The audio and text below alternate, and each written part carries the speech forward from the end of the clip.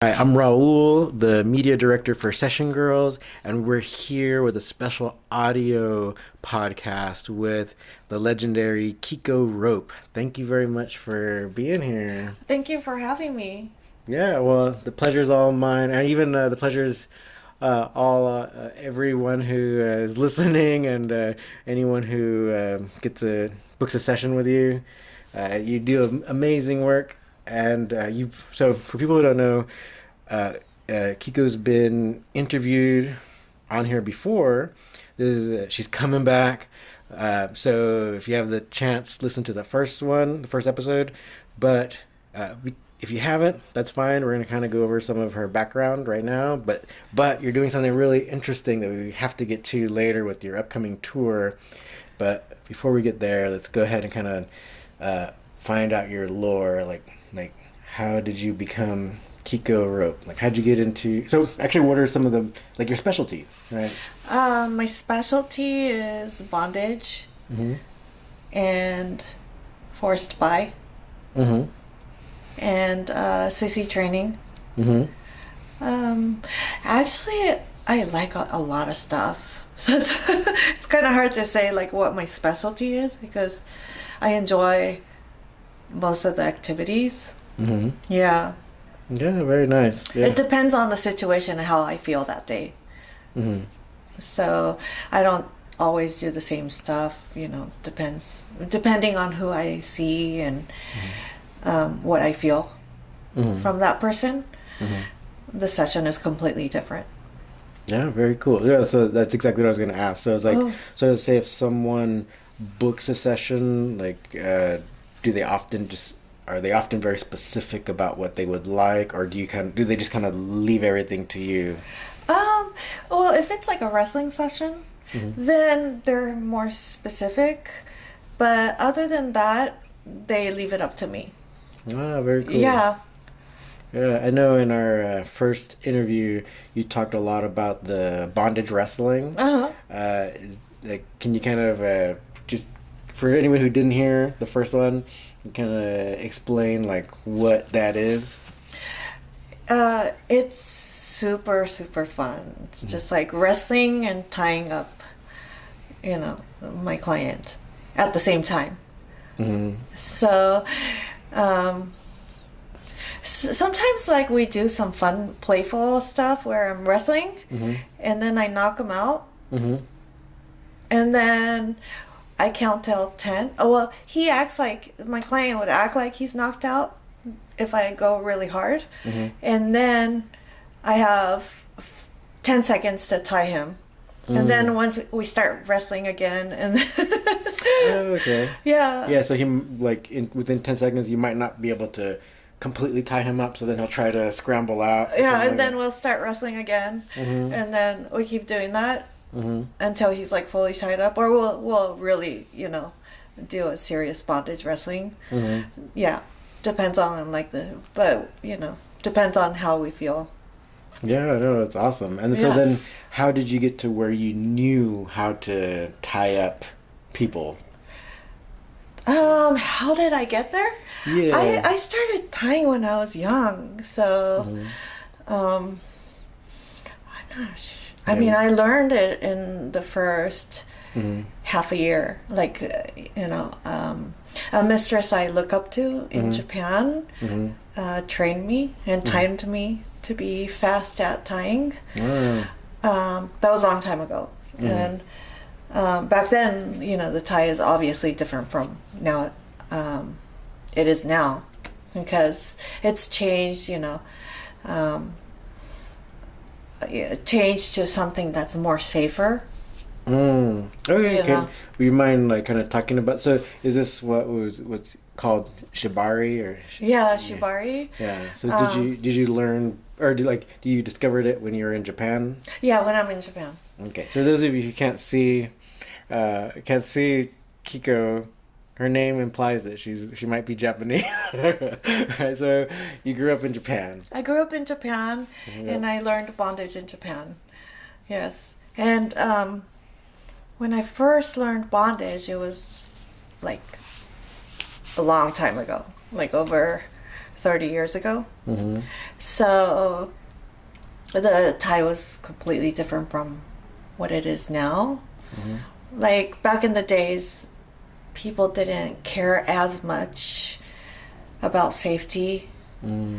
Yeah, of the other person being tied as much as it is now, you know. The aftercare and safety is like more important right now. So it's changed a lot. Yeah, that makes a lot of sense. 'Cause, Yeah. Yeah. Okay. Well, then we're like, so then people must have been getting injured and stuff a little bit more frequently. Oh, yeah. More frequently, yes. Yeah. Yeah.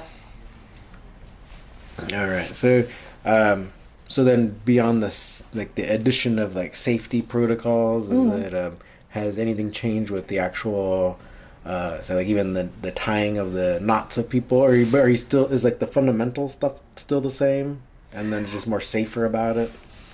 Fundamental is safe, like same. I don't. Well, back then I don't think I was taught like, oh, this area is dangerous. You know, like anatomically, like what area is safe or dangerous. Like nobody really taught me details. You know, they expected me to learn by watching, right? But now there's so many, you know, now these days there's so many people coming out to teach, you know, they'll teach you what's dangerous and what's safe. I mean, bondage is not 100% safe, but, you know, they will teach like what's safer, you know, for the body. And so it's, you know, completely different from what it used to be. Yeah, I think a lot of people, they don't know that, like, isn't it just being physically active, you can get injured. so there's like with anything, right? There's some level of potential for injury. Right. Yeah, I mean, you can't, even if you're a professional, it's hard to say, like, oh, I'm a, you know, if I tie, like 100%, this person won't get injured. You know, there's no guarantee. You know, but if you have the knowledge, you know, it reduces the risk of injury. Yeah, for sure. Yeah, no, very, very true. Yeah. So then you've been doing this for so long that, I mean, I would trust you to tie me up. So you're that much of an expert, I think. Yeah, I'm constantly watching, you know, constantly making sure, you know, the person is safe. So awesome. Yeah. So you said you do a few other things that you enjoy doing, right? So there's like a forced buy. Did you? And last time we didn't get a chance to talk about that. Would you like to talk about it? Yeah, it's been my kink since I was young, and so I was doing BDSM, like doming, when I was young too, but forced buy was something I was doing outside of BDSM on my own. So I used to pay, it might sound crazy, but I used to pay T-girls or men to spend overnight and, you know, do something to someone, you know. Like. Okay. All right. No, really. Can you give any more details, or is that pretty much? Yeah, like, it was kind of my kink. Like, on my birthdays, people used to give me like gay videos. You know, like that's how much I enjoyed it. So, yeah. So, yeah, I was a little bit crazy when I was young. So. When I was young, like, if a guy that was married was trying to hit on me, then I would say, okay, you know, we'll meet at a love hotel in Japan, and they think they're going to have sex with me, but I would schedule a trans girl or another guy to come join me, and pay them for the night, and they would be the one, you know, doing things to that person. Yeah. Okay. Yeah. As a surprise. Yeah, Yeah. you should make a TV series about that. But I mean, they all end up loving it. It's kind of like I was forcing them to do something that they wouldn't like, but then they all end up calling me and telling me, "Oh my gosh, it was so good. Like, can you introduce me, to that person?" Yeah. No, so yeah, so it ended up being this whole transformative experience. Then.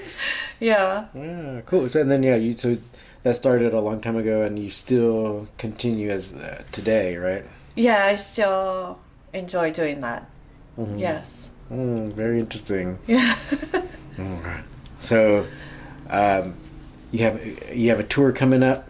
Uh-huh. So, what are some of the places you're going to be visiting this time? On June? Or just May. when does it start? When does your tour start? So the most recent one is May, but May I'm going to Vancouver, joining with Mr. Stiaki.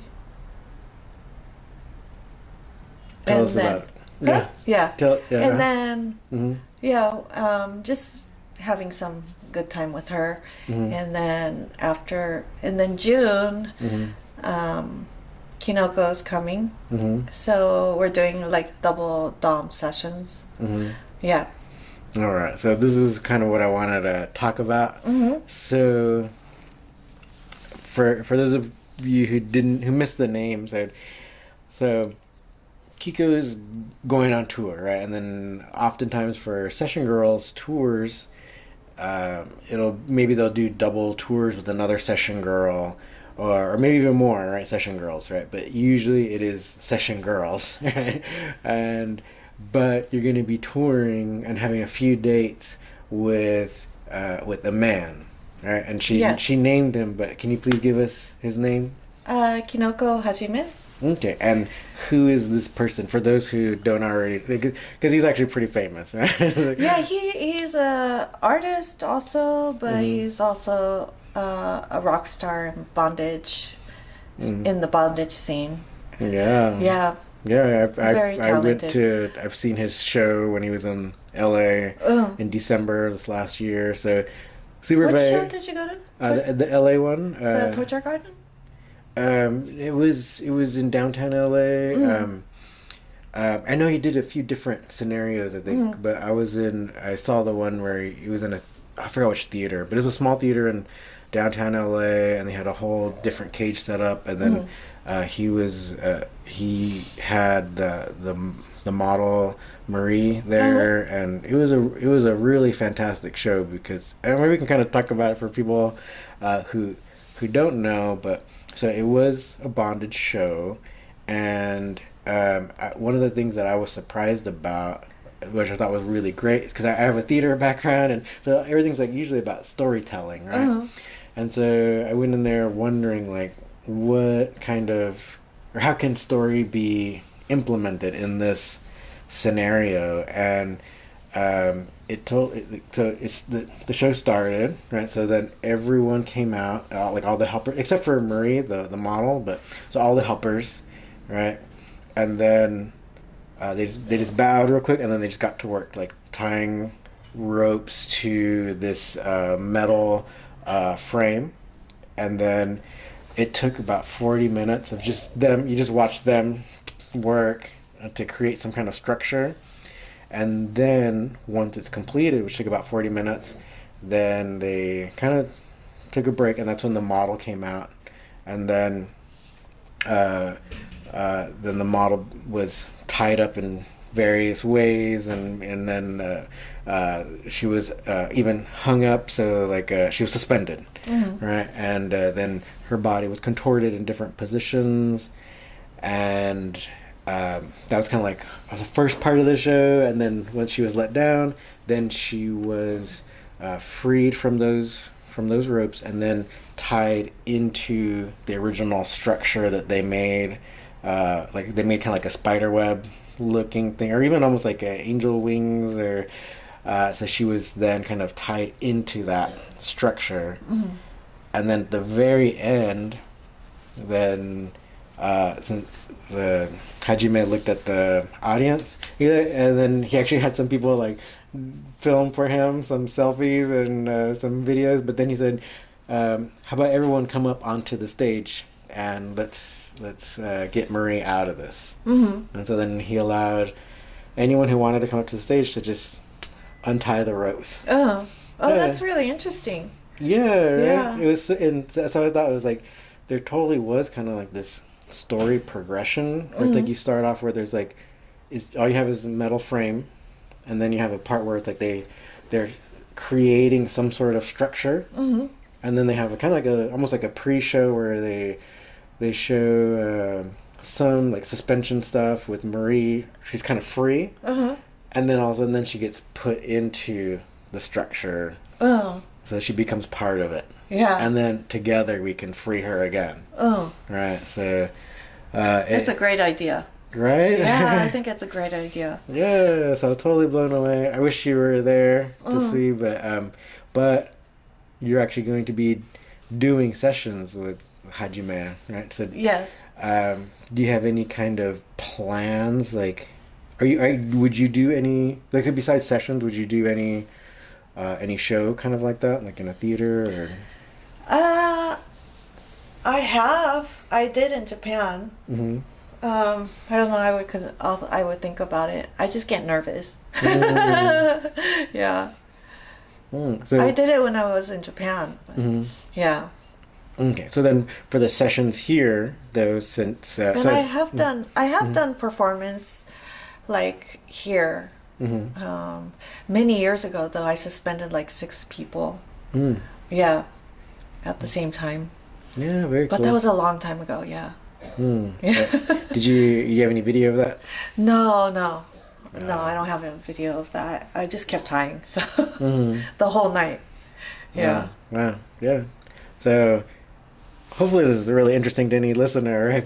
Because totally there's like a big art to it, and so I think that's why it kind of like lingers. And even on Session Girls, I think we're seeing more and more women who on their profile they'll mention like rope bondage or Shibari.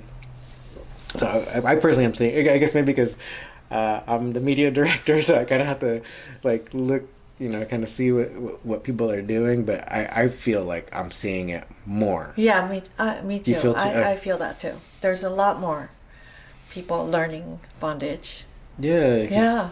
What do you think it is like? What is the attraction?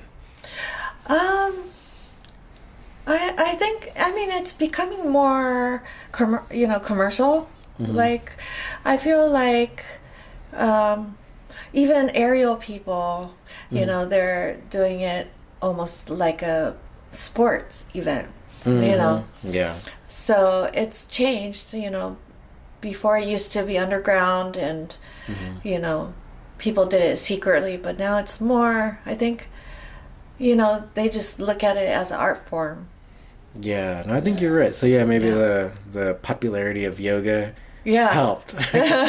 Because so even like back in even just a few years ago, like in every yoga class they still had like straps and stuff. So it's like you for those of you who don't know, right? It's like if you want to help yourself to get in like a deeper stretch, you put some kind of strap around your leg or your arm or whatever, and then you can pull yourself even deeper into a stretch. And so I think it's already like introducing the Western audience to things like that, right? Where it's like you're using different ropes or straps or whatever to get yourself into different bendy positions. Right? Yeah. And so then I think maybe that was like what made it like it was the gateway, right, for Westerners to then ultimately like be okay with seeing like the aerial yoga and then adding some like rope bondage to that. Yeah, it's become very popular. Like a lot of aerial people have reached out to me. I did performance at their place, their events. Yeah, that was like more of the recent event I did. Yeah. For performance wise. Real cool. So like private performance? Yeah, private performance. Did anybody? Do you think also like maybe like the Cirque du Soleil stuff kind of help, or they have a lot of people doing aerial there? But do you know if Yeah, they do people any? were doing aerial there, and Mhm. then they wanted me to do the rope bondage at the end. Oh, Yeah. oh, so cool. Yeah. You didn't get any videos? I think she might have taken some photos, but I was the one tying, so I don't know. Yeah, you were busy. You're Yeah, I was focused. busy. I was focused on making sure the model's safe. Okay, well then, so with regards to going back to our original idea about say you're touring with a man, Uh-huh. what might those sessions be like? Um, I usually for sessions, like I usually go about it like how I feel that time, right? Mm-hmm. Like I don't really prepare my sessions ahead of time. But because he's like really specialized in bondage, I think my clients would enjoy experiencing his ties versus mine because they all know me tying them. So I could be doing other stuff, but I think they would, they would enjoy being tied by him, and then I might push him to do something different during our sessions to make it interesting. But Yeah. I'm very excited about it. Yeah, no, Yeah. me too. I think that's really cool because, like, it is. I think, especially anybody who wants to book a session, this is one you're not gonna want to miss, right? Because it is Oh, such it's a rare opportunity for sure. Yeah. Yes. And I think when I saw that, that's why I contacted you immediately. It's like this is such a unique thing that you're offering that people have to know about it and they need to book because it's not like you're touring. It's not like you're going to be together your whole tour. It's just going to be a few days, right? Can you tell us which days? Yeah. So I'm going to be with him throughout that timeline, but we're going to be in LA 1st. But LA is more like the workshop and the event, like a performance event. And then on the 19th, we're taking sessions in San Jose. I think there's one opening after 6 p.m., 6:30, but that's it. And then, other than that, it's filled up. Oh. And then we're going to New York, and then we're going to Boston on Monday. So, yes. And so, I think Boston, we have one opening after 6 p.m. too. Wow. So Yeah, so we're kind of booked up. Yeah. yeah. All right. So if anybody's listening, you gotta jump on it. Yeah. Yeah.